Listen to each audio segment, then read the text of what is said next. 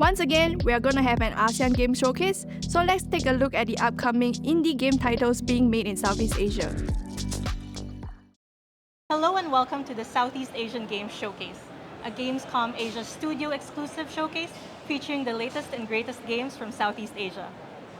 I'm Arief, the co-host of the 20M podcast, a show covering everything from indies to AAA, featuring game reviews, live streams, and developer interviews as told via a Southeast Asian lens. I'm Kenzie, a writer at Virtual SEA, a website on games and gaming culture from the Southeast Asian region. Today's showcase features over 25 independent games from studios across Indonesia, Malaysia, Singapore, Thailand, the Philippines, and Vietnam. We have a variety of game trailers, video messages, and developer interviews to help you dive into the exciting world of Southeast Asian video games. We hope that you enjoy the show, and we'll kick it off with our first trailer.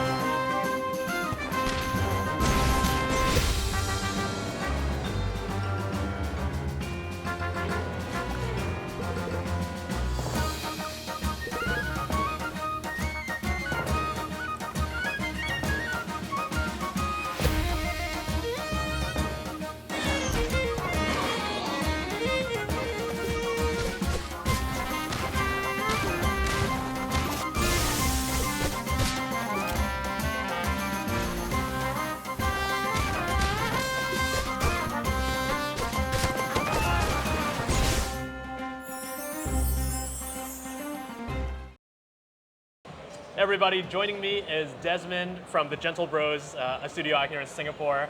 Desmond, the Gentle Bros is known for an amazing franchise called Cat Quest, and 6 years from the release of the first Cat Quest game, you're back with Cat Quest 3. What can you tell me about this new game, this new iteration of the franchise? Right, so Cat Quest 3 this time is pirate theme, right? So you're going to be playing as a pirate cat, go on an adventure, you're going to be able to explore the Caribbeans, and you're going to have your very own pirate ship that you can travel around and fight enemies, discover really cool pirate treasure, and most importantly, have a really, really great and awesome time. I love all the puns that you've thrown in there. Thank you. And I think for me, I'm really curious, what has been the response to the overall Cat Quest franchise? I mean, again, 6 years since the release of the first one, back with the third. What's been the general response from people who played Cat Quest?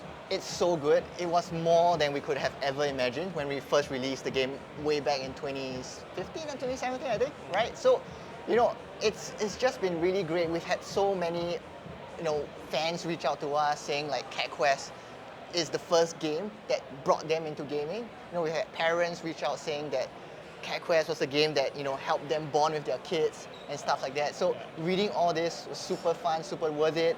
And it helps that the games have won a ton of awards as well in the industry. We got the Gold Famitsu Award twice, which was amazing. We never expected such a good and positive response for our games. Yeah. And how does this game differ from the previous two? I know there's a special focus on a certain genre, if you will, but what makes this third game different than the previous two?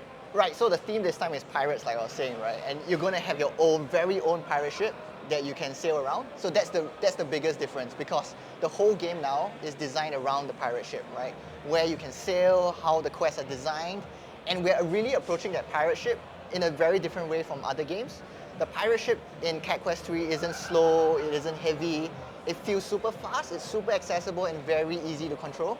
So we wanted that experience, that seamless experience from jumping on land to the ship and back on land. So we think that whole, mechanic is going to be really fun for players to enjoy. Yeah, and I'm really excited for it. But going back to the puns, it's like, what was the reason to focus on pirates? But I know you guys have been saying that they're pirates. Yeah, right? pirates, exactly. So, like when we first started the Cat Quest series, right, we always knew we wanted to do 9 Cat Quest games, if we could get to it, because cats have 9 lives, right? So the first one's going to be about cats, second one was going to be about dogs, and we knew the third one was going to be about rats or mice, right? Because that's the kind of the trifecta of things, right? And we knew, what could we punify about rats, right? And the most fun thing we could think of was pirates. Yeah. And having a pirate adventure, a pirate RPG, open world adventure sounded really good, and that's pretty much how Cat Quest 3 came about. That's hilarious. I know I'm looking forward to it, Thank you. but I hope everybody else is looking forward to Cat Quest 3 as well. Thanks for coming on. Thank you for having me. Thanks.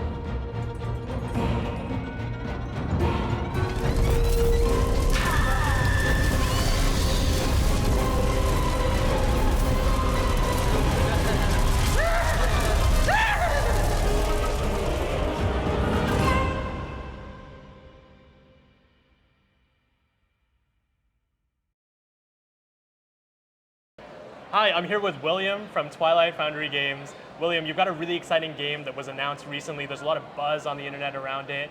You're talking about hand-drawn art, cute animals. Can you tell me a little bit about Kue? What is the game? So Kue is a narrative-driven restaurant management game where you play as a 20-something white-collar worker that was called back by your family, back to the kampung. Unfortunately, to pack up the family restaurant, but in the midst of doing so, you got sucked into a family recipe book and transported to an alternate universe where you serve Kue to animals. Yeah, and it's awesome. There's so much Southeast Asian influence in the game, in its art. But from a player side of things, what are you excited for players to experience in the game? So Kue itself is already a Southeast Asian name. So what we are most excited about to show our players is basically to share our culture of food that we're so proud of. And definitely a lot of other smaller Asian bits that we're going to be showing as well. Really excited. Can't really talk a lot more yet, but stay tuned. Yeah, and I know, again, I'm really excited for it. It's just so exciting to see you guys release more out into the world. But William, thanks for joining me. Yeah, thanks for having me. Thanks.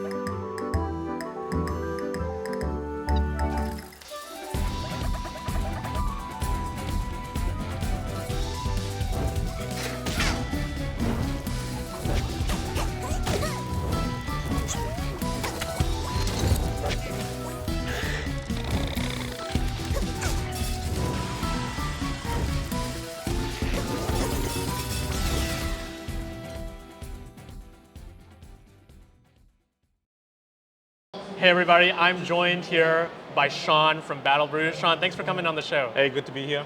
Yeah, so Sean, we just saw the trailer for Cuisinier, and it's a game that so many of us here are really excited about. But what is the game, and why should people get excited about this game? Okay, so we played a lot of roguelites, right?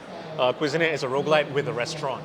It's a very tasty game and features a lot of food and action. And I think food's a universal language, and lots of people love food. So hopefully, there's something to love about Cuisinier then.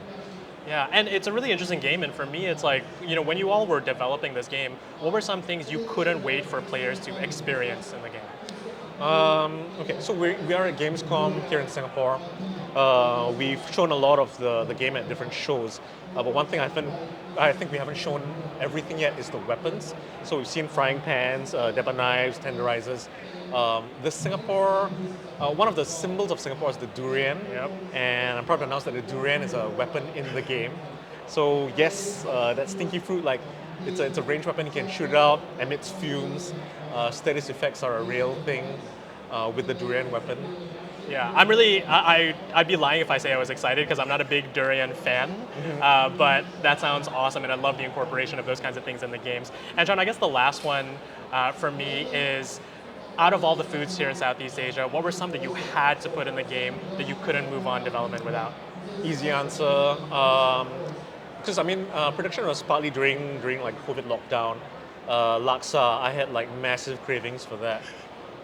Specifically creamy katong laksa, and I stuck at home and just man, I really want some laksa. So that was definitely in. Yeah, and I can't wait to play the game and also get really hungry whilst we're playing the game, and look forward to Cuisinier. Thanks for joining me. Thank you.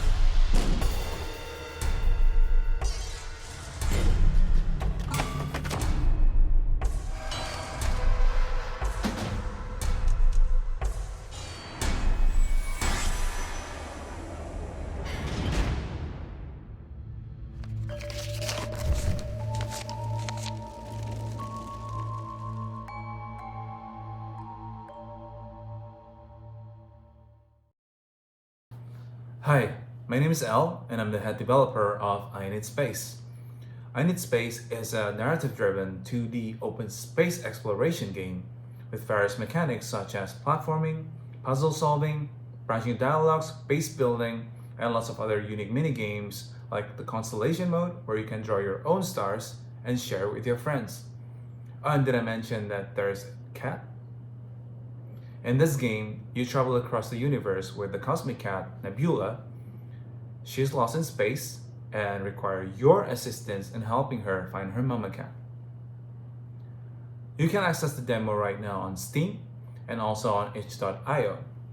And if you do like the experience, please help us wishlist the game, as that would actually tremendously help us with completing this project.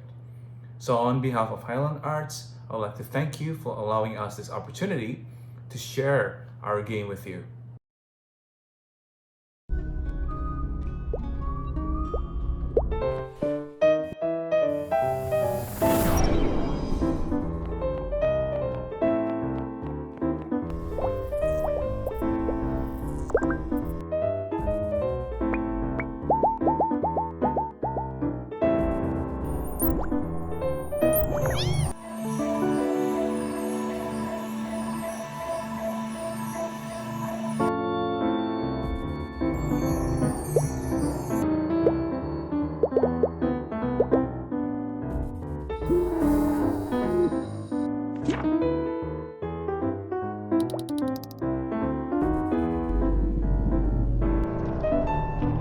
Hey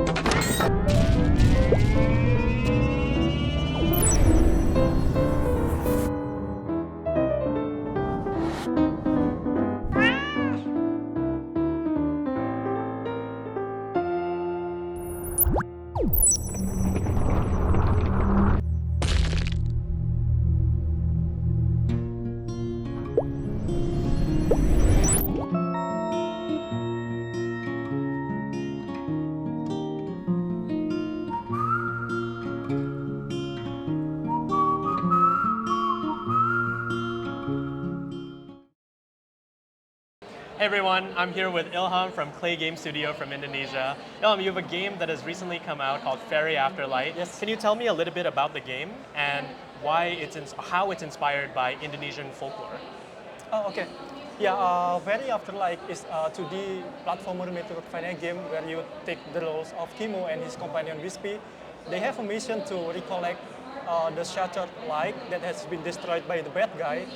So, yeah, the inspirations, we are taking inspiration from the interaction between light and dark in wayang performance. So, wayang is a traditional shadow play art.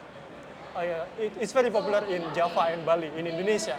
So the unique thing is the master of the show needs to balance the interaction between light and dark. So they have light, the puppet, and the dark. So they need to balance this to make a great performance. So that's what's going on in Fairy Afterlife. So in the lore of Fairy Afterlife, we have the light and has been destroyed by the shadow. But actually, at the end of the game, you need the light need to be balanced by the darkness. That's it. So they need each other. Yeah, and that's such an interesting concept. It's really exciting. And the game is launched. Yeah, What's sure. the 3 weeks response ago. been so far from players? What have they been enjoying from the game? Yeah, I think many players tend to like the art so much, like the animation. They think it's very beautiful and very soothing, wonderful. And then many other players like the music. They think it's also very cute and sometimes gets them very emotional. Also, they like the gameplay as well. They think it's quite unique that you can actually control enemies and surrounding environment.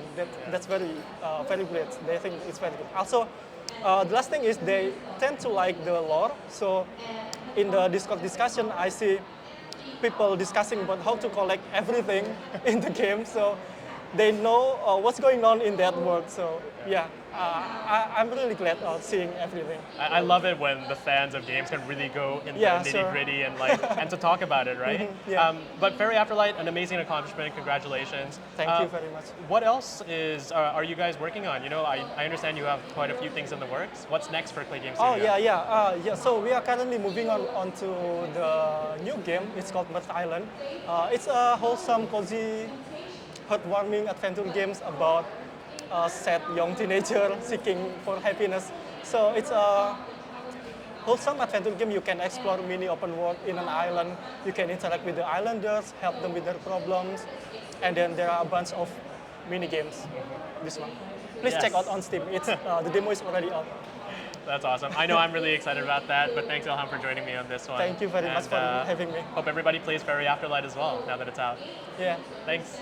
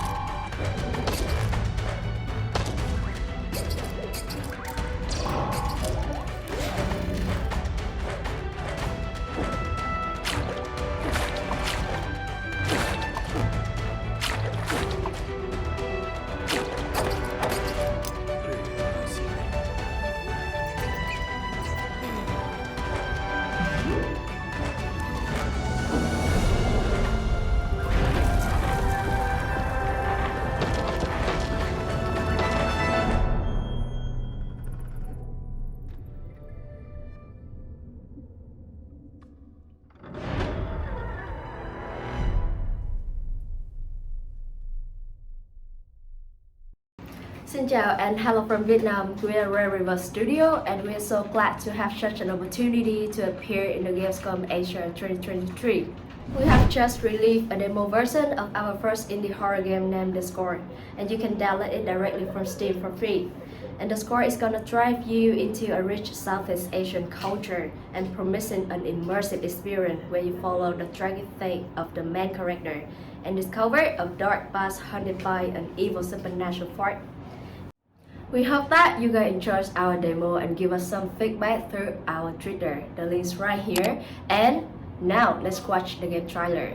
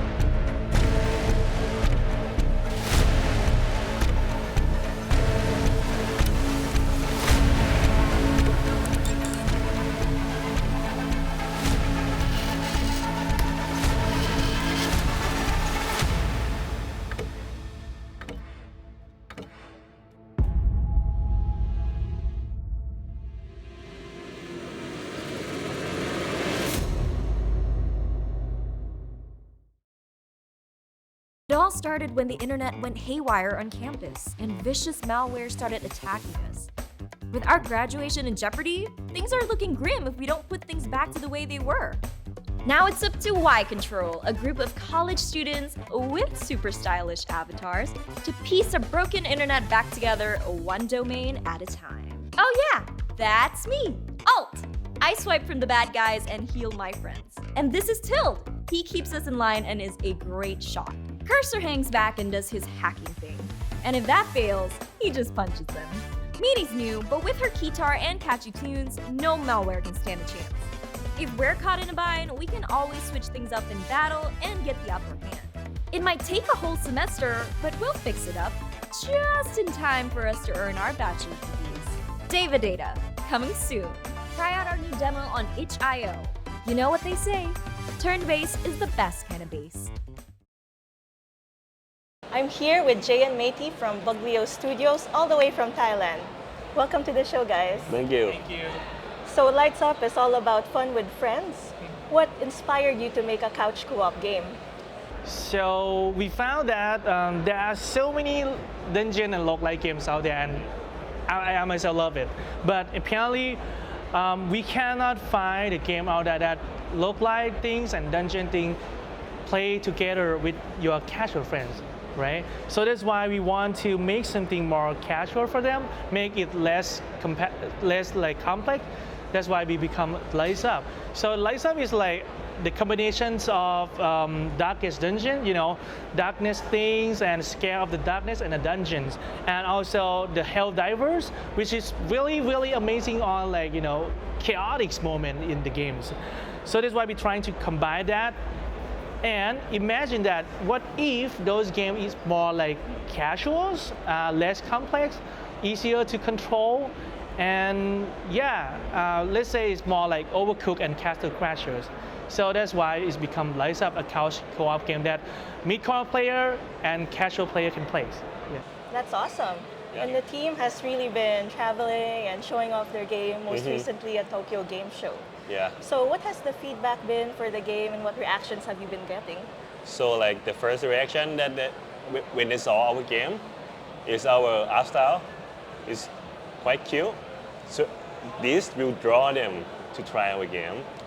But during the session when they try, the first as he mentioned about chaotic stuff, it's happened. We can see, we can feel them like how chaotic between people, and they kind of create like some kind of synergy together, and they try to express like yelling, like ordering, you should do this, you should do that, something like that. And overall, it looks fun, but at the end, it's still like challenging for them. It's hard. So they said, wow, it's still hard for them. Like just a few group of people, they can defeat the boss that we prepare for that event. And especially in this event, Gamescom Asia, still no one can defeat the boss yet. Wow. So we think we might need to adjust a little bit about like the difficulty to serve with the mid-core player and casual player also. So it's similarly is that if you are a hardcore or mid-core gamer right now, it's going to be challenging for you. It's not support for the casual yet, so that's why we're trying to improve on that.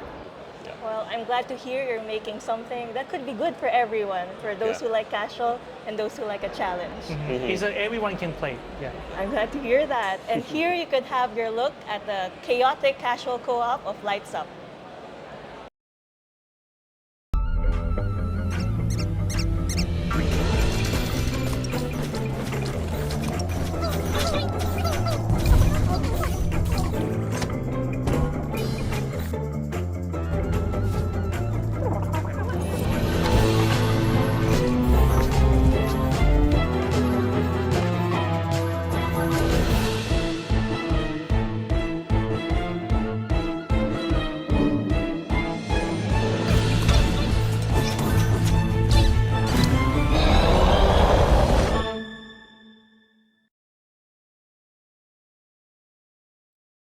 Hi, I'm Paul, and I'm one of the developers of Griffith Academy, a heartwarming coming-of-age RPG.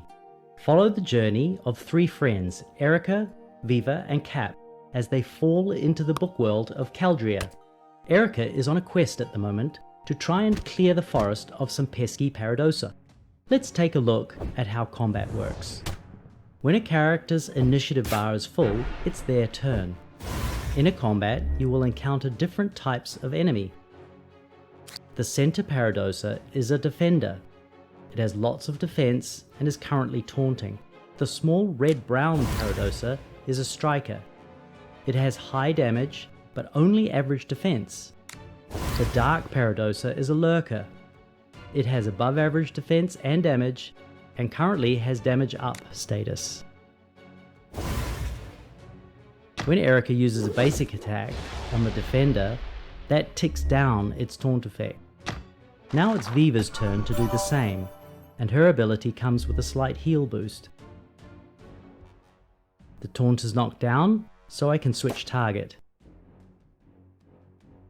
And Cap can knock down one of the strikers it evades. The striker responds with Web Storm, which slows and damages all of our team.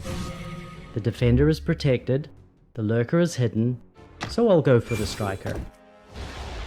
And that will bring its defense down. Let's have a look. Yep, the striker's defense is now 50%. Viva can hit the striker. Ooh, that's pretty effective. The defender taunted again though, so I can no longer select the striker. I'm going to throw Confused on the defender.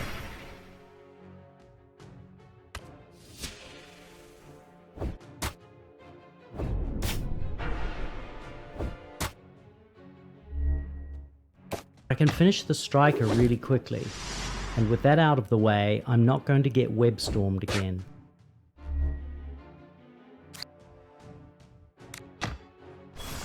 Viva's Mass Evade is up, and that's a lifesaver. Now we all have 2 counts of evade, which drops either when we're attacked or at the beginning of our turn. Let's focus on getting this guy out of the picture. Now we just knock down the defender.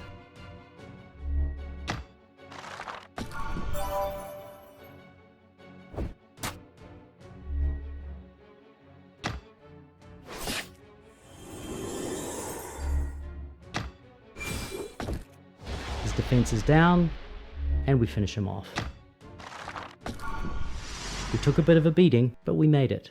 Thank you for watching. There will be more to come, so do follow and wishlist us on Steam.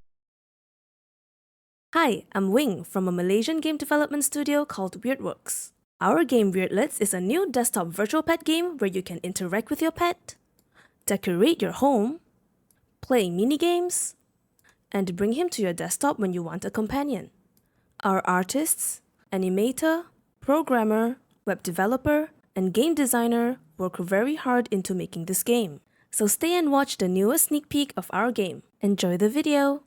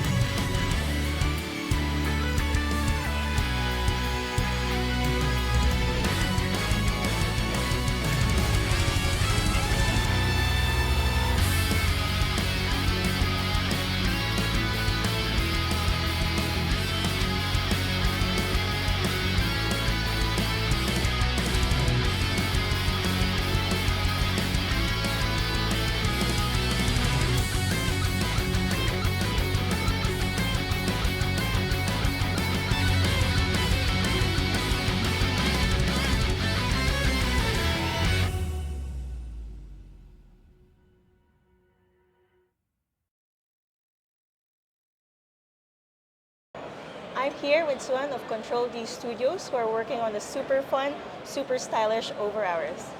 Welcome to the show. Thank you. Thank you so much for having me. So I've had a chance to play the game, and it's super full of fun mechanics and a fun art style. Could you tell us more about the inspirations for the game?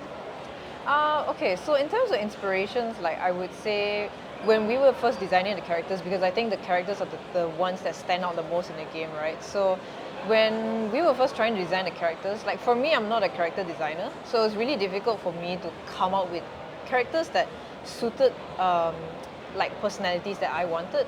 So I got a tip from a friend saying like, oh, what if you look at them with like animal features? So like we always see in media, like for example, Beastars, right? Certain animals have a certain look with certain characteristics. So that was how we decided with the character flow. And we have an amazing 2D artist, Jane. So she's also my friend from high school. And she has always been honing like sort of like this anime style.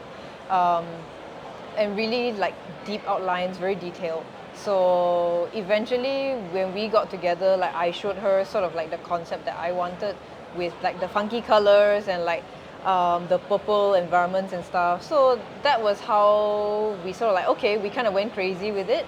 And eventually sort of like came towards more refined characters and more refined environment. So what you see now, that's like the two of us really working over like the course of like multiple months just to get to that. Yeah, it's awesome. I could see how much thought you put into each character and dialogue and mechanic that was put into the game. So it's a tower defense game, a very popular genre. So how have you been able to set yourself apart from those other games? Okay, so like because it's mainly tower defense, but I would say Over Hours plays more like an isometric shooter with tower defense elements, although we do want to pen more to the tower defense side. So it's like my partner and I, Joshua, we loved playing like tower defense hybrids. So I would say what sets us apart from like a regular tower defense is that we want to include like the shooter part of that to keep the player engaged even while the defenses are doing the work for them. And also, like, our pitch for the game originally was that a lot of tower defenses they don't stray too far away from like zombie worlds, like medieval worlds. So we were like, okay, what if we took like that tower defense gameplay without changing it too much? We give it a fresh new look. So that's why we wanted like really strong characters and really strong, like funky looking environments, so that when we come in, we really set ourselves apart in terms of visual style. Yeah, definitely. It's a unique look, and I'm so excited that you shared with us your inspirations for this game. So here's your look at the super smart, super stylish Over Hours.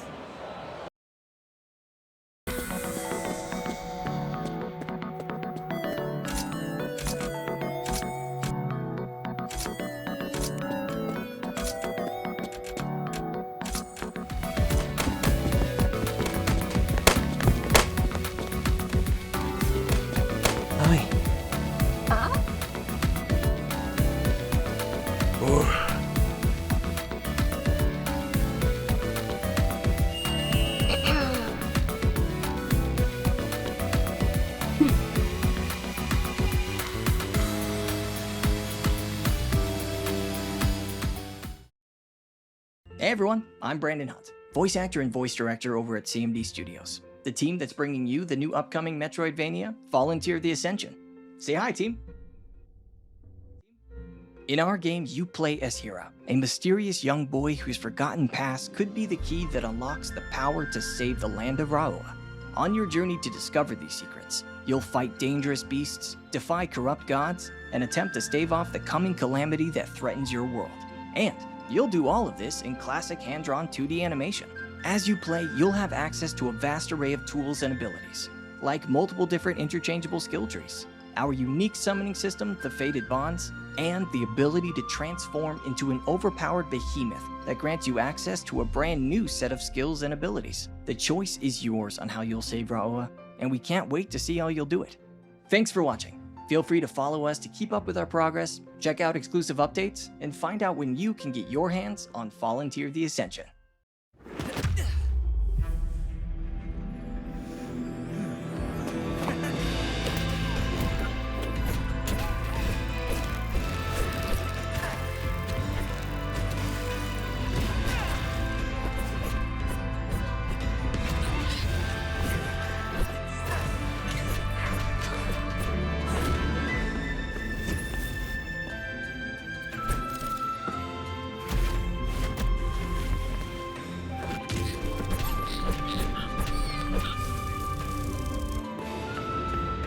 Hira, to what do I owe the pleasure?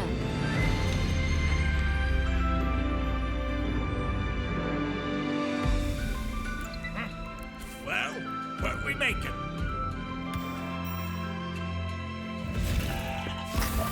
My professional opinion? Get all the help you can.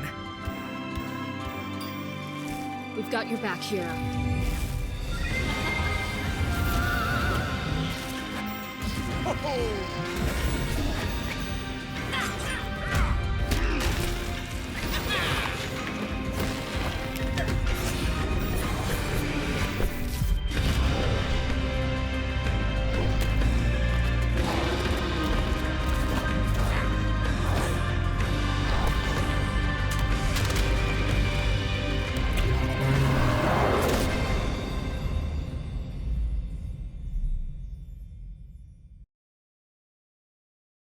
So I'm joined here with the newly minted studio Copy Forge. I'm here with Nadia and Jay from the team. Thank you for being here. Thank you. Thank you for having us. Yes, so Setup is a game that's taking the Southeast Asian games industry by storm. Could you tell us more about the game and how you plan to be different from your inspiration, Overcooked? So Setup is a two-player cooking adventure game, and it was developed as a student project for 1 year between Nadia and I.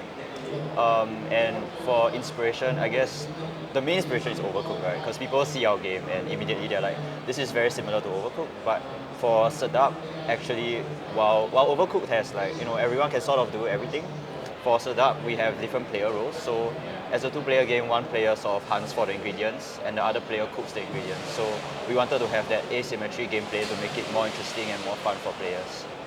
I mean, basically what Jay said, and also I think asymmetry is very important for us in like how we design the game, because we wanted both players to be able to like kind of specialize in their respective roles and like really grow comfortable in them.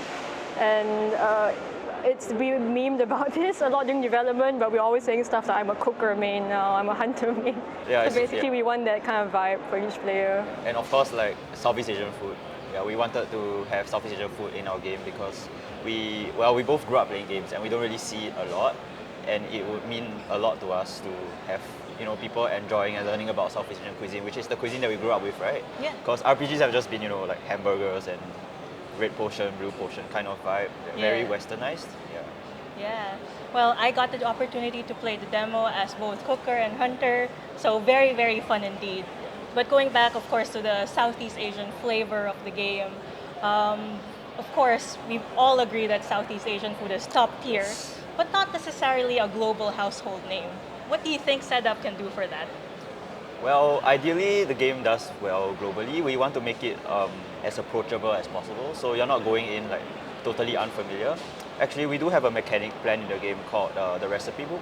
So it's kind of like a Pokédex of Southeast Asian food that you can, slowly discover and you fill up as you explore the game and the setting that the game is in. Yeah, and we do want to have different explanations of the dishes in there.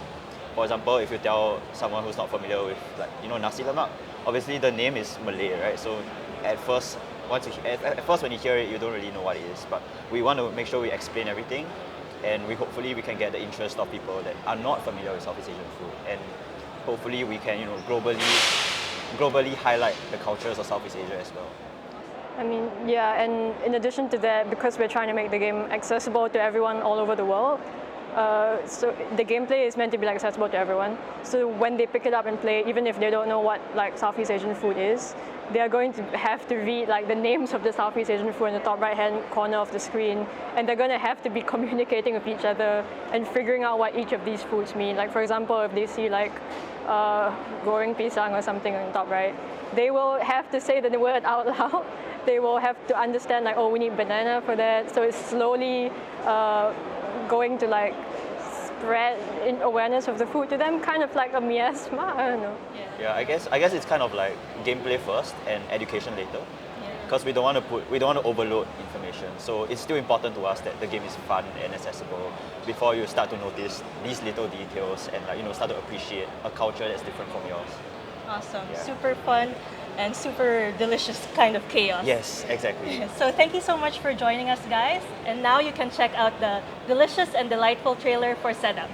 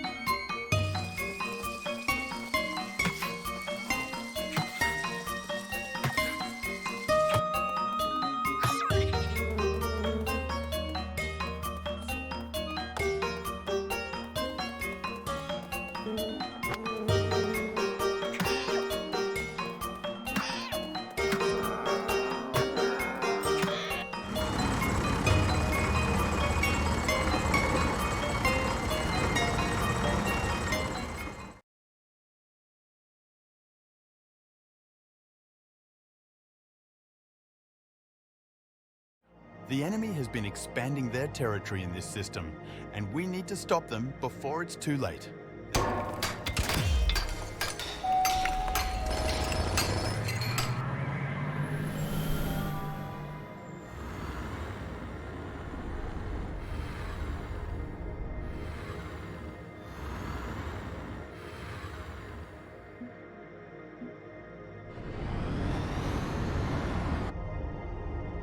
Let's go. Let's go. Roger that. Surround them.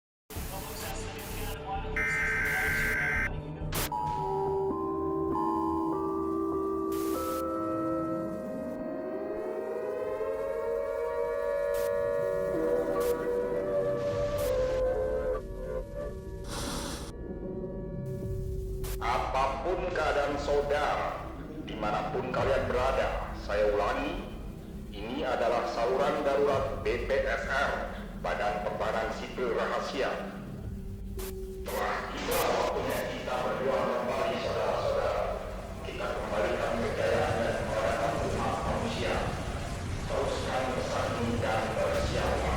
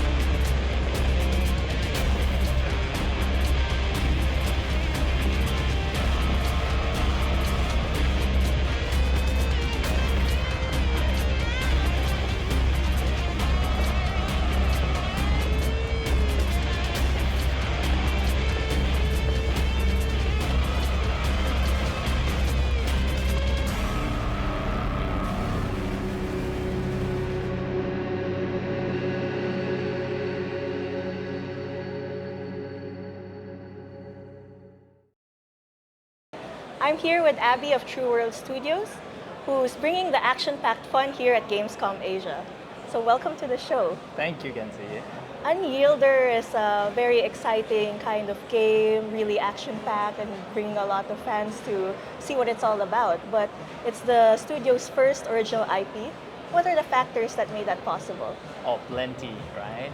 So, of course, as running a studio in Singapore, one of the major factor would be of the money itself, the cash flow itself. So I got an easy part as a CEO of True World Studio, which is bringing in the cash flow. But let's say my partner, he got a really short end of the stick, which is to build the team, groom the team, and also together we provide a safe space for all the creative talent to come together and produce a game that they all love. So Unyielder is undoubtedly a game that is infused with all our love, all our passion put together, and that's where the fun of Unyielder actually comes from. So yeah. That's awesome to hear. And Unyielder itself is such an interesting game because it's a mix of a boss rush shooter, it's a roguelites, it's sandbox. So those are all very popular genres. What are the inspirations for this game and what can players expect from it? To answer your question, Kenzie, the games that we all love, all collectively together, is Ultra Kill, for example. Yeah. It's a roguelite movement shooter, and that gave us a good inspiration for Unyielder itself. But me personally, I'm a huge Elden Ring, Bloodborne, Returnal, roguelike games, and this level of challenges is just fun to play. And that is where a lot of our inspiration for the game came in collectively, that hey, you want to make a game that is challenging enough, that each experience is unique, and there is an area for people to create their own unique experiences. So I mean, if you look at the game itself, from the arena to the guns to the mods to the perks and the individual player skill, it's all brought together to bring one unique experience each run of the way. That's awesome. Well, I could see the raw passion and talent that it took to get into Unyielder. Thank you. So here's your look at that super action-packed game.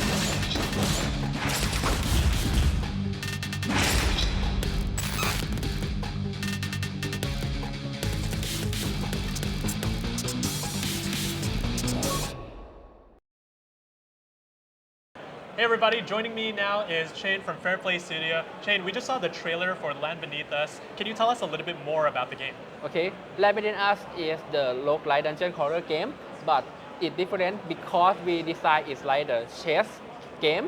It's a turn-based game, which means that if you are always the black chess, that you always move first. When you move, the enemy and other will move for you in a white chess.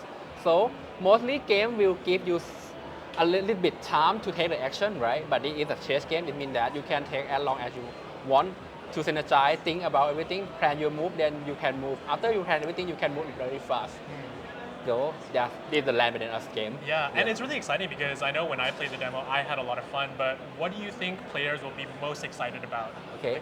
After the chess turn-based mechanic, it's going to be a lot of weapon, lyric, and the skill. So it means that it's your time to plan your move strategy, this weapon, which be matched with that lyrics, and along the play you will get a chunk of weapon and the lyrics, so you can find out a lot of possible things to happen in the Land Beneath Us.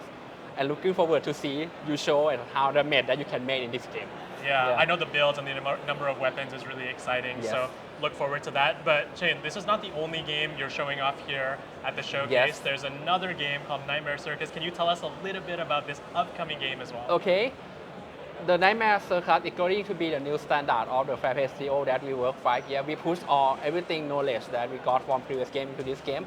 In combat system, synergize from Land Beneath Us, level design from at your service. So this game is going to be everything.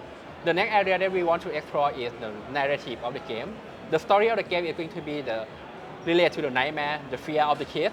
So this story will tell that everyone has the brave enough to defeat your own nightmare and go beyond that and be a good person. Yeah, that is a story about the Nightmare Circus. Well, I know I'm really excited about it. Thanks for joining me, Shane. Yeah, and sure. Happy to be here. This is the teaser for Nightmare Circus. Enjoy.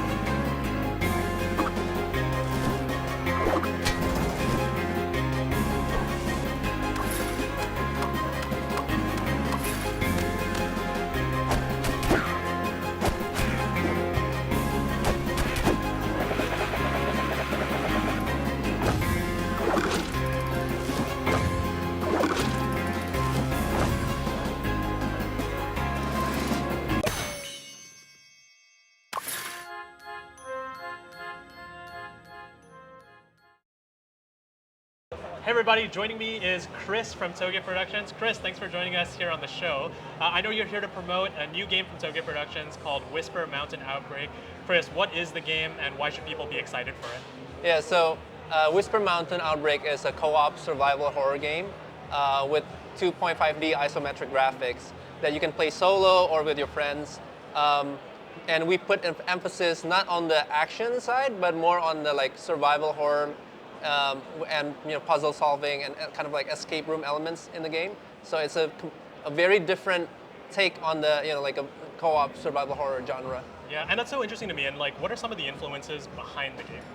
Yeah, so we are huge fans of classic survival horror games like Resident Evil, Silent Hill, and my personal favorite is Resident Evil Outbreak. That back in the early 2000s, I guess, where you can play Resident Evil co-op with your friends.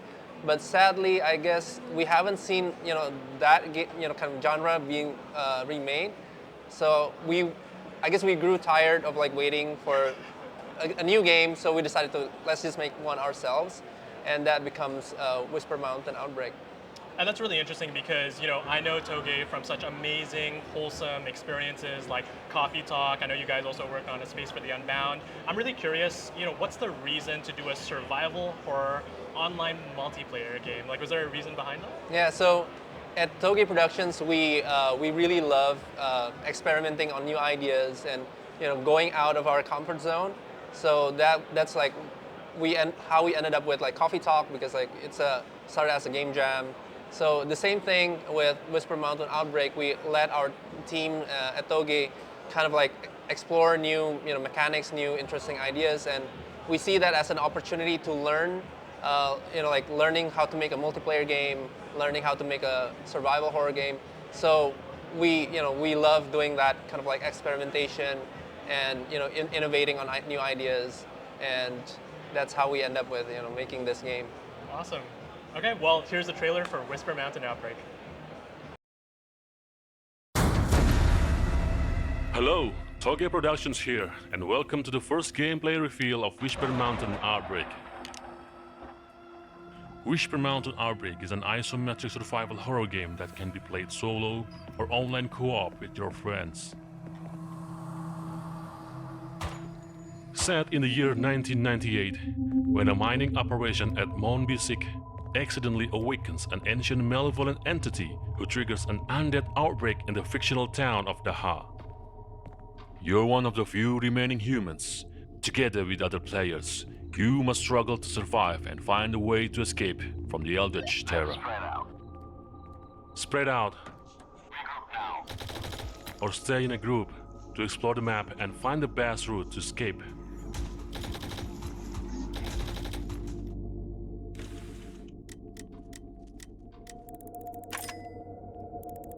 Your exploration may be restricted by locked doors or blocked paths, so locating key items and solving puzzles or using lockpicks becomes crucial for advancing the mission. The stage is filled with numerous surprises. Enemy encounter is but one of them. Stay alert and equip your best weapon when combat is inevitable.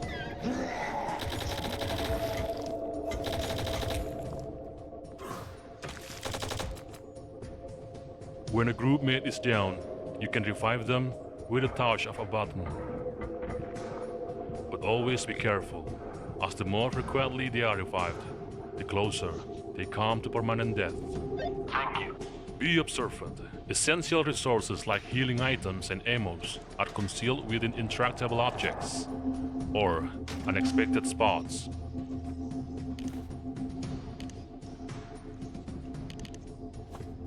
Resources are key elements for the survival of both you and your team. And in the time of crisis, you can always share your resources to help a group mate or keep them for your own sake. We are thrilled to share this, and we can't wait to bring this survival horror experience to you. So prepare yourself to confront the terror of Mount Bisik and its dangerous whisper. For Whisper Mountain Outbreak demo is coming this October.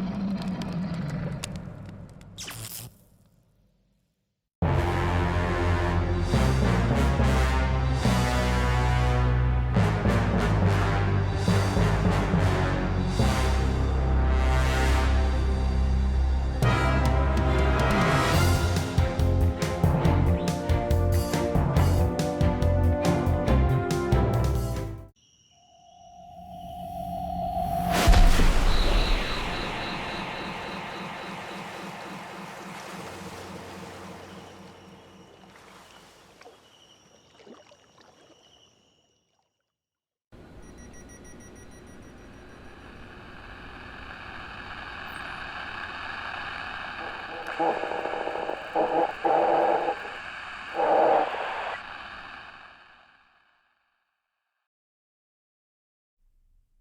there, it's Ibnu from Jinfo Studio, the indie dev based in Indonesia. Currently, we are cooking up something cool called NPC-filled Story of Blacksmith. It's a hilarious live sim game where you get to live as an NPC blacksmith in an MMORPG game.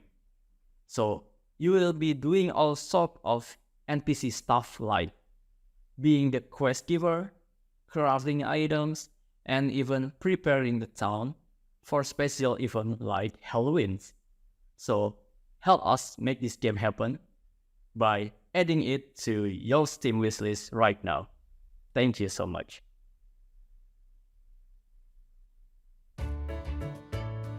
You must have imagined living in a game and thought about how nice that would be, right? Well, I'm here to tell you, it is pretty nice. Hey, that's not me. Hi, I'm Amy. I live as an NPC here in the game. I give quests, craft cool weapons, and sell them to the players so they can enjoy the game.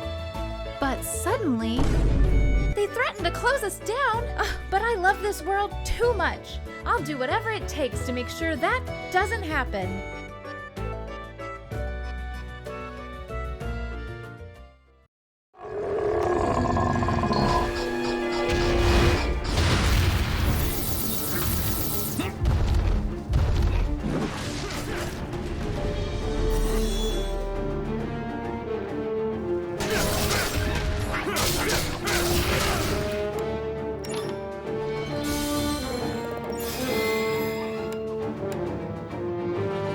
Arise, King Arthur! Raise high your blade! Restore the glory of Camelot!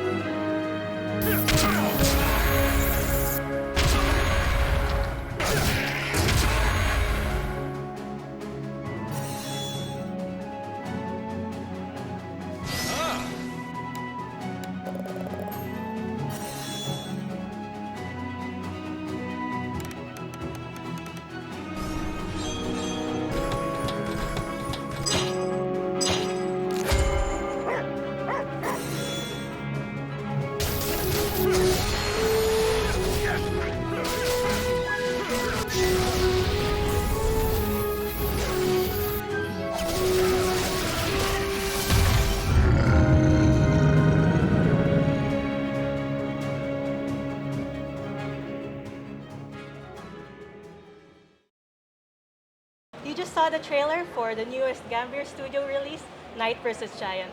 And as a fan of the roguelite genre, I'm happy to be here with Raka from the studio. Welcome to the show. Thank you so much. It's been an honor to be here. Yes, congratulations on this new release. Can thank you tell us more about Knight vs. Giant and the inspirations that you had behind it? Of course. So Knight vs. Giant is an action roguelite game. And it's about King Arthur, who has to slay the giant that came out of nowhere and just wreck the kingdom of Camelot. So he can use the powers of the Knights of the Round Table to like really fight the monsters and hopefully finally slay the giant, rebuild the kingdom, and find out whoever is responsible behind this. Awesome. And Yeah. of course, Gambier Studio was known to do awesome mobile games. Right. What factors made it possible for Knight vs. Giant to be your first PC and console release? Yeah, so basically one of our co-founders actually made the original Knight vs. Giant game way back in the day. It was a flash game at first. So after we gained experience through our mobile titles, and we also like learned about how the game industry works and how to publish games, etc. We think this is the right time for us like to level up and work on a PC/console title and a new genre as well. And we are really happy with how it's like it has shaped out, and we're very happy that our players seem to love it as well. That's awesome. And I know that you had the opportunity to mix the medieval fantasy and Yes. the Indonesian culture. Right. So yeah, about the inspiration, like we do draw a lot from the Legend of King Arthur with our narrative designer, but it's also her different take on the legend as well. And we mix in elements of Indonesian culture and Indonesian flora and fauna as well to the game. If you see some enemies that might seem familiar, it's because we draw inspiration from real life stuff as well. That's so cool that you brought this culture and inspiration to a legend that's so well known. Well, thank you, Raka, for being here with us. Of course, you're welcome.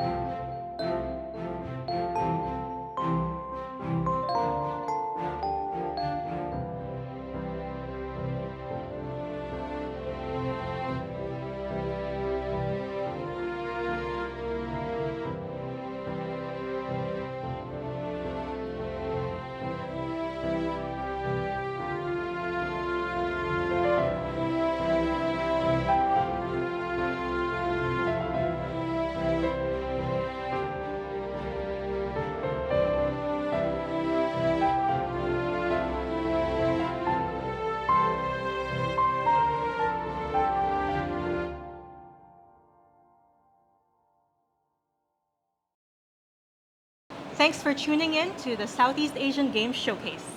If there was a game that caught your eye, wishlist, follow, and keep chatting about these amazing developers and games from the region. We want to thank Gamescom Asia for having us as collaborators and hosts. We also wanted to thank Elephant for the amazing production work, Andreas from Virtual SEA, and Sam from the 20M podcast for helping us bring the showcase to life. Now, before we go, we wanted to leave you with one final trailer. This upcoming project is from the studio that brought you Rendezvous, a 2.5 cyber noir action puzzle game. We hope that you enjoy a peek into what they're working on next. Hey Eddie, I don't care how you get your money. I just need you to pay the debt. Alright, friend?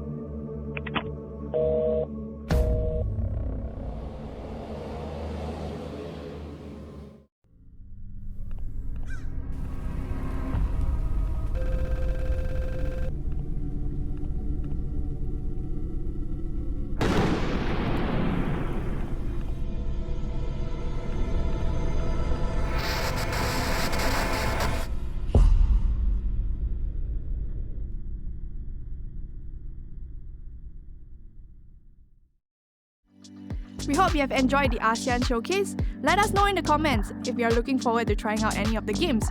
We're going to take another short break now before we come back with more Gamescom Asia Studio.